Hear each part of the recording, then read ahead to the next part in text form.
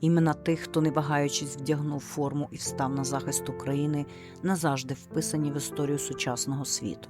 Світ змінюється і вже ніколи не буде як колись. Дуже високу ціну було заплачено нами.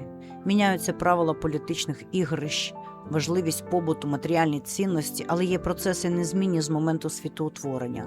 Як ніч змінюється на день, зима на літо, так і моральні цінності людства залишаються незмінними. Це створювати, берегти і продовжувати людське життя. Подивіться, будь ласка, на світлини. Можливо, ви бачили цю людину в буцегарнях на Росії. Проєкт «Чекаю, шукаю, знайду». Ми голос рідних, безвісті зниклих та полонених. Ця медійна платформа шукає звільнених з російського полону та небайдужих людей. Щоб це відео якомога швидше дійшло до свого глядача, будь ласка, пошир, постав вподобайку, напиши коментар і задонать на ЗСУ. Давай врятуємо один одного. Низький уклін кожному.